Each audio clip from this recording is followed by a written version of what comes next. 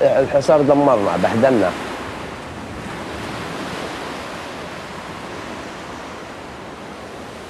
يعني احنا عايشين هيك بس اسم عايشين.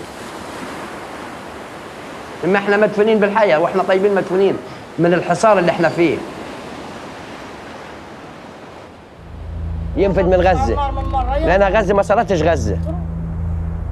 غزة صارت دمار وخراب ديار للغاية. يعني بس اسم غزة، اسم هيكل عظمي. اما يعني ناس يعني مستنية مبسوطة فرحانة ما فيش.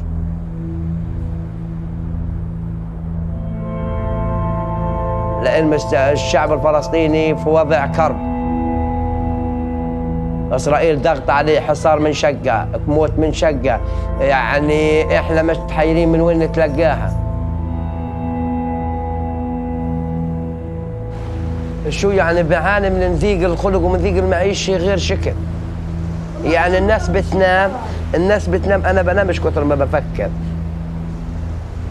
يعني بعد مرات بكسر الدار بحرق الأخضرين من ضيق الخلق.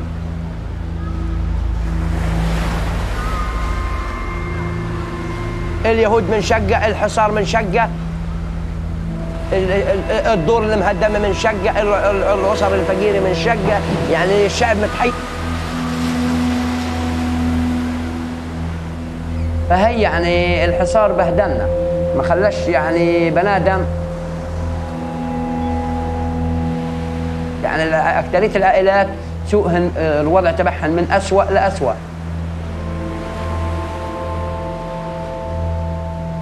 This is the furthest you're allowed to get from Gaza. Putting your feet in the water on the sands of their coast is the outermost border you can touch without permission from the Israeli military. Most will never be permitted to leave. Trapped in this place, which is suffering one of the worst humanitarian crises in the world, you find much more than misery. You find happiness, love, and joy. Yet Gaza is not defined by how it copes with oppression, but by its struggle for freedom.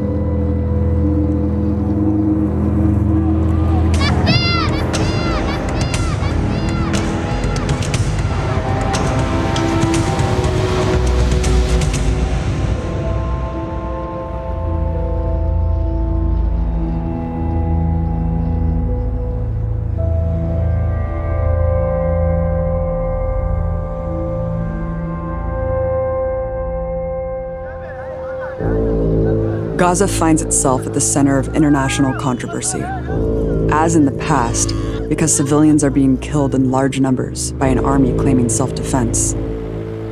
This chapter is at the Great March of Return, which began on March 30th, 2018. At these mass marches, hundreds have been killed, thousands wounded, but they have continued every Friday, despite these deadly odds. While it occasionally makes headlines, what is rarely explored is why so many would risk life and limb in an act of civil disobedience. The Gaza Strip is only 25 miles long and about 5 miles wide. 2 million Palestinians live packed into this tiny space, one of the most densely populated places in the world.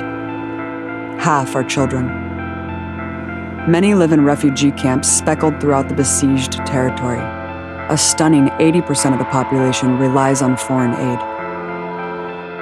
Aptly called an open-air prison, there are only 2 ways to leave the enclosed area: the Erez crossing into Israeli territory and the Rafah crossing, which goes to Egypt. Both are completely controlled by hostile militaries. What Israel calls a border is actually a heavily militarized perimeter fence comprised of barbed wire, surveillance networks, and lethal no-go zones.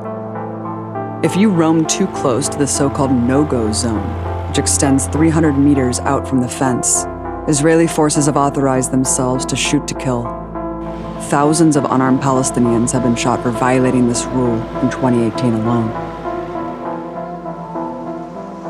The same goes for Gaza's coastline. It is the only place in the world where you can't even flee by boat, as refugees elsewhere often do. Fishermen are restricted to only a few nautical miles from their shore. Straying past that, even by accident, you can be blown out of the water by Israeli warships. A massive seawall on the north and south, currently being extended, boxes them into their small sliver of sea. This violence is compounded by an economic blockade that imposes a chokehold of poverty on Gaza, resulting in one of the highest unemployment rates in the world, according to the World Bank. 70% of the youth are unemployed, with 52% for the general population. Like Ahmad Fraij Sabo, who lives in Bet Lahia, a small town in the northern Gaza Strip. He worked as a farmer until the Israeli blockade ran most farms out of business. He was shot in the leg at the Great March of Return protests.